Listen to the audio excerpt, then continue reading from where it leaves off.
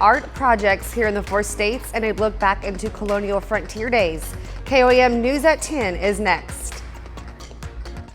Now at 10, creating art with the wonderful women in your life at Create and Sip Studios. Plus, the Harbor Village hosts American Heritage Colonial Frontier Days. And mother-daughter pilots, we have the story. The 4 states' most watched news starts now. Thank you for joining us. I'm Carrie Worthen. Community members spent an entire evening creating a fun and relaxing painting at Create Sip Studios in Joplin, enjoying their favorite beverage and creating great memories. Well, we are painting along as people are creating their own Wonder Woman for Mother's Day, getting creative with color and having a lot of fun and just having a relaxing day, getting creative. We're doing Wonder Woman because most every mother I know is a Wonder Woman in her own right, and so I thought it was kind of fitting to do something more like that than just, some pretty flowers, because hopefully they get a lot of flowers. But I wanted to celebrate the Wonder Woman and all moms and mothers. Ages 8 and up were able to attend and was encouraged to bring their own drinks and snacks. The Harbor Village hosted the American Heritage Colonial Frontier Days. The event was meant to show and represent what colonial times from 1700 to 1860 looked like. Community members were invited to see the artifacts and heritage skills of the colonial times. We do this for home schools, public schools, anyone that wants to learn the education of any time frame that we choose to be able to represent here. And that's anything from 1700 all the way on up until about 1920. Over the weekend, 500 people attended the event. Just in time for Mother's Day, a mother and daughter are making history at 42,000 feet. Naomi Ruckham shows us their journey together as pilots and lifelong bond. Terry Edison and her daughter Nicole McAllister have always been close, but this Mother's Day, their bond is soaring to new heights. The duo can now claim their place in history after becoming the first mother-daughter team to co-pilot an international flight. You're looking over there once we got leveled off and wow, this is the two of us up here flying this huge jet. That was a warming feeling. I enjoyed it. Late last month, the FedEx pilots took a 14-and-a-half-hour trip from Memphis to Incheon, South Korea, nearly 7,000 miles side by side. Terry served as captain. Nicole took the helm for takeoff and landing. It was one of the better landings that I've had. So, in that moment, it was funny because my mom was sitting right next to me, but I also reflected what my mom said, where it was like, no, I know I'm going to do well. At a young age, Nicole admired her mom's career in aviation, so she became an Air Force pilot and eventually joined Terry at FedEx. Nicole, how does your mom inspire you? Oh, my mom inspires me in so many ways. She was always there, and as an adult, she's always been here. Now a mom herself, Nicole reflects on how her mother did it all. Terry says the journey has been worth every minute. Being a mom and doing this job, being a mom and doing any job, it's not easy to, find that fine balance of being able to do both and being able to do both well. Their message to moms everywhere: let your dreams take flight. Naomi Ruckham, CBS News. To make the trip even sweeter, Nicole's dad and Terry's husband, who are also a pilot, served as a relief pilot on board. Their trip comes nearly 91 years after Amelia Earhart's historic solo flight across the Atlantic. Now we'll go to meteorologist Sam Lane at a first look at the weather. All right, thank you very much. It's been a beautiful day across the area. Had to dodge a few thunderstorms here and there, but overall not too bad. We've been seeing quite a bit of rain, especially in southeastern Kansas where they need it. In fact, we can see that on radar right now.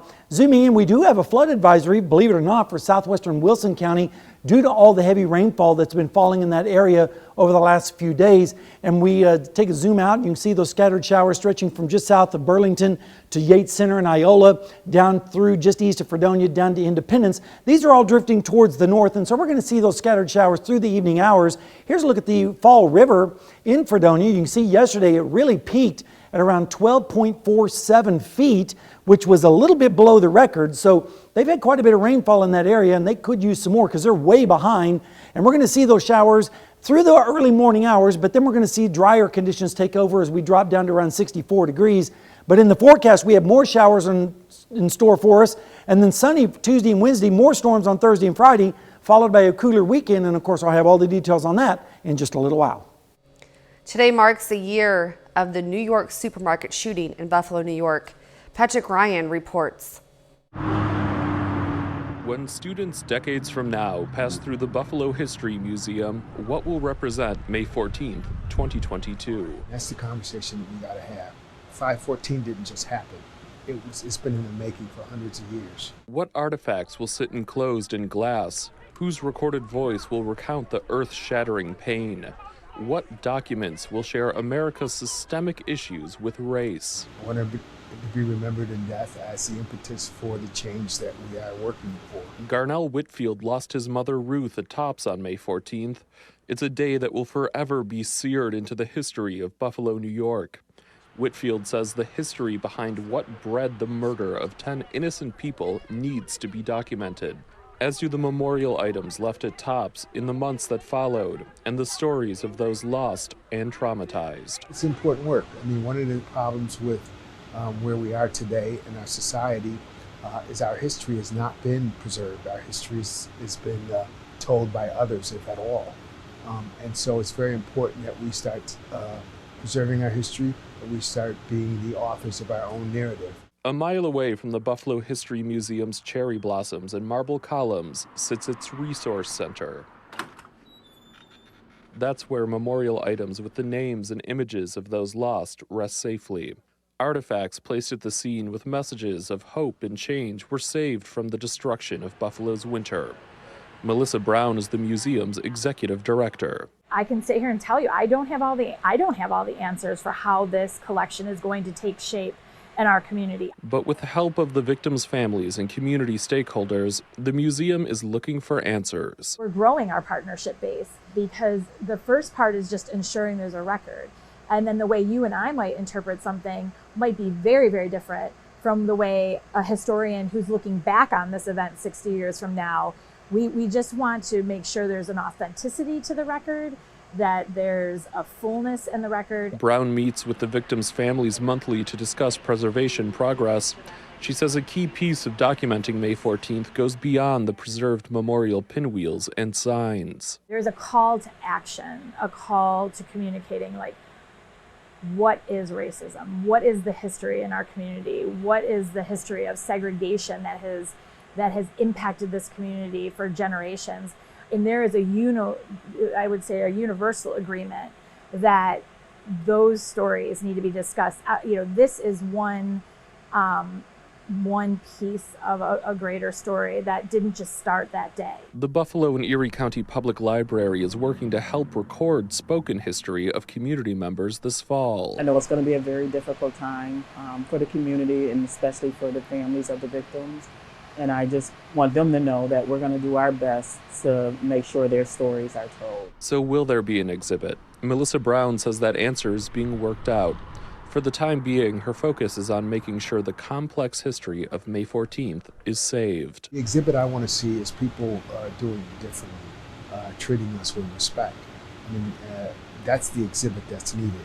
America needs to, own up to its history, to its past, acknowledge our contribution to this nation, to this world, and do differently going forward.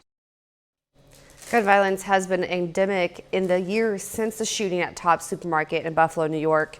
The country has seen 220 mass shootings in 2023, and the problem only seems to grow. Put our broken pieces back together again. Pain from the mass shooting at Tops Supermarket is still on the minds of the community. I don't need help remembering. My problems I can't forget. A gunman who had posted a white supremacist tirade opened fire on shoppers in the predominantly black neighborhood. Hate did not win on that day. And the scourge of random gun violence lived on in cities across the country this weekend. Like in Yuma, Arizona, 2 dead, 5 injured, many of them teenagers at a family gathering. In Albany, New York, 3 shot and 1 killed, including an 8-year-old. And in Philadelphia, a 14-year-old was shot and killed Saturday. But critics say lawmakers have been slow with solutions. People don't like to hear it, but it's not guns, it's people. President Biden publishing an op-ed today criticizing Congress for its lack of action. Hello, sir. In an exclusive interview airing this Tuesday on CBS Mornings, former President Barack Obama tells Nate Burleson that gun violence has become an ideological issue. Urban versus rural. Race is always an element in these issues. Parents who lost their own loved ones use this Mother's Day to reinvigorate calls to end the crisis. We don't know who or why they killed my son, and I just would like an end to gun violence. And 10 days from now, America will mark 1 year since yet another mass shooting. That one in Vidal, Texas, where a gunman killed 19 children and 2 teachers at an elementary school. Coming up, the Secretary of Homeland Security says the number of migrants encounters at the border have fallen since the end of Title 42. The Secretary of Homeland Security says the number of migrant encounters at the border have fallen since the end of Title 42, but border officials warn it's too early to tell if that will continue to be the trend. CBS News correspondent Christine Bevlidiaz reports. In Brownsville, Texas, migrants are seen waiting at this bus station. They're among the lucky who made it into the U.S. Tens of thousands of people are crowded in Mexico waiting to enter. Still, the large wave of migrants so many cities were bracing for hasn't materialized. The United States Border Patrol has experienced a 50% drop in the number of encounters versus what we were experiencing earlier in the week, before Title 42 ended. Secretary of Homeland Security Alejandro Mayorkas says that number went from over 10,000 encounters to 6,300 on Friday and about 4,200 on Saturday. We have communicated very clearly a vitally important message to the individuals who are thinking of arriving at our southern border. But along border towns, holding facilities are bursting at the seams. Republican Congressman Tony Gonzalez represents El Paso. In this particular facility, it's meant to house 1,000 people. It's housing over 3,000. In one of these rooms, it's meant the max capacity is 90 people. There was over 400 in here. That's a 450% capacity. We can't allow not that bad to be the normal. Humanitarian efforts are underway to help the asylum seekers from California to New York and Colorado, where their next steps remain uncertain. Christian Benavides, CBS News. Despite the decrease in numbers in a federal court filing on Friday, the Border Patrol deputy chief said his agency was still preparing for daily migrant arrivals to increase to between 12,000 and 14,000. We have some thunderstorms on radar, and we've had them over the weekend. What about the work week? Well, I'll have the answer when we come back.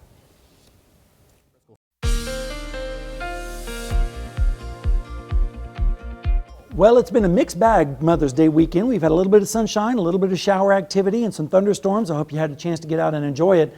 Right now, let's take a look and see what went on down in Seneca, Missouri at Indigo Sky Casino and Resort as we go into motion. You can see that we had some clouds this morning, and then the sun came out a little bit this afternoon, and then thunderstorms developed and started to wet the pavement across the area.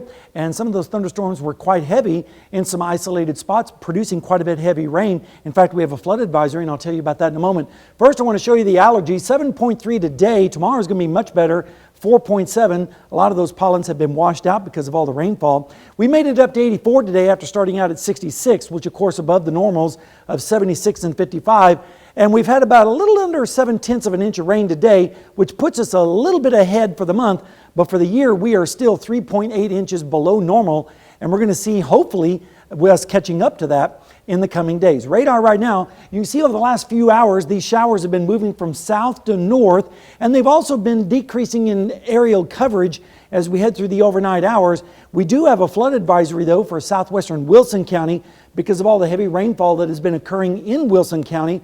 Right now we have a few showers near Independence, extending up towards Neodesha, on up towards to the east of Fredonia. You can see around Duck Creek, that's where that flood advisory is in effect. Right now we're looking at temperatures in the 60s and 70s with light and variable winds across the region. Right now in Joplin, pretty nice evening. East-northeast wind at 6 and it's 71 degrees. The dew point is still high at 67, so we have a humidity of 87%.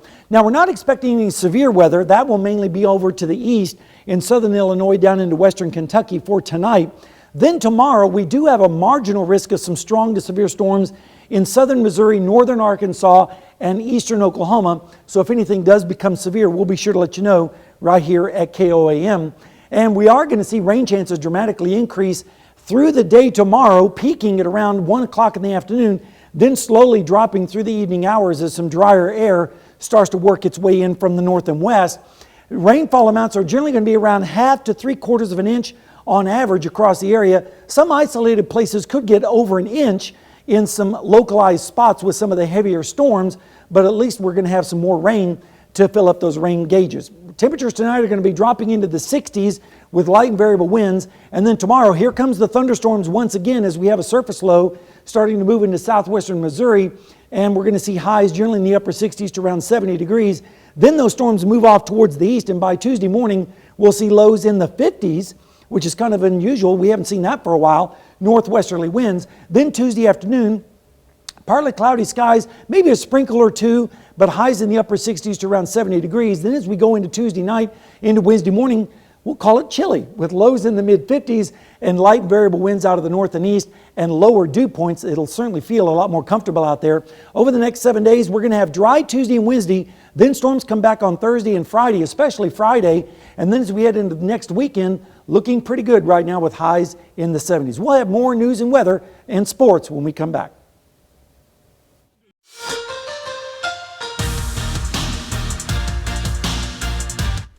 Well, Sunday is meant for Mother's Day, but it's also Selection Sunday. Division II baseball regionals are being announced at this moment. Both Missouri Southern and Pittsburgh State await anxiously to see where they will be placed in the Division II regional bracket. Missouri Southern is 42-15 overall this season. The Lions finished in second place in the MIAA standings. The news was just announced. I literally ran down and got this news. Missouri Southern will play Arkansas Tech in the Central Region. No further update or time. The game will be in Warrensburg, Missouri, as Central Missouri will host the tournament. But Missouri Southern will face Arkansas Tech. Also in their bracket will be Minnesota State and Southern Arkansas. So will be a great series, and we'll see what the Lions can produce next week on Thursday. Pittsburgh State, on the other hand, was on the bubble, and at the moment the schedules are still coming out, but seems like Pittsburgh State's bubble is going to pop. However, as of recently, the Gorillas did lose 9 of their last 14 games, so Pittsburgh State does not seem like they will be moving on for the rest of the season. Well, both the Royals and the Cardinals are on the road this weekend. Kansas City is trying to avoid being swept in Milwaukee. St. Louis, on the other hand, is trying to win one more game from sweeping their series in Boston. Royals at Brewers on Mother's Day. So we're using the pink bats on this Sunday. Top of the first, Salvador Perez with the golf swing. If you're eating cheese curds in left field porch, look out. Cannonball coming. Solo bomb, 1-0 Royals lead. Bottom of the first, leadoff hitter Christian Yelich says, right back at you. Hooking, fair. Yelich ties the game up 1-1. So we head to the top of the second inning. Same score now. Runners on for Bobby Witt Jr. He crushes this ball down the left field line, bounces off the wall. It's a 2-run double. Royals lead 3-1. Bottom of the third, Milwaukee leads 5-4. Bryce Turang goes deep to center field. Nate Eaton is out of room, and it's out of here. 3-run homer by Milwaukee. The Brew Crew go on to beat Kansas City 9-6. Cardinals and Red Sox in Boston for Sunday Night Baseball. The Redbirds complete the sweep of the Boston Red Sox, defeating Boston 9-1. Nolan Arenado had himself a monster series, had himself a monster game tonight, going 2 for 5, with home run and 4 RBIs. don't look now, but the Cardinals are starting to get things turned around. They are heating up. St. Louis has now won 6 of their last 7 games. Well, it's the best 2 words in sports. Game 7, Philadelphia 76ers at the Boston Celtics. Eastern Conference semifinals. Sixers up by 5. Former Kansas Jayhawk Joel Embiid on the fast break. Floating jumper is good and 1. Philly goes up by 8. Second quarter now. Boston down 4. Jaylen Brown gets the steal, going coast to coast. He finishes at the lane, and he finished the game with 25 points. So last minute of the second quarter here, game tie 52. Jason Tatum weaving around, step back 3. It is good. Boston up by 3 at halftime. So to the third quarter now, Jason Tatum again, baseline 3. He buries it. So he's still in the third. Pulling away is Boston. Jason Tatum again. Who else? What a historic performance. Nothing but net. Tatum goes for 51 points, the most ever in a Game 7 in NBA playoff history. The Boston Celtics beat the Sixers 112-88. Boston is headed to the Eastern Conference Finals, where they will play Miami starting Wednesday. That'll be it for sports tonight. We'll be back after this. All right, Sam, tell us about this Mother's Day weather. Well, we've got some storms out there tonight. They're decreasing, but they'll be back again tomorrow, and then drier for Tuesday and Wednesday, and then more storms on Thursday and Friday. Next weekend looks pretty good, as well as the early part of next week. So Central Region Division II just came out moments ago. Missouri Southern will play Arkansas Tech. They'll play the winner of Southern Arkansas and Minnesota State. Also, another little note I want to give.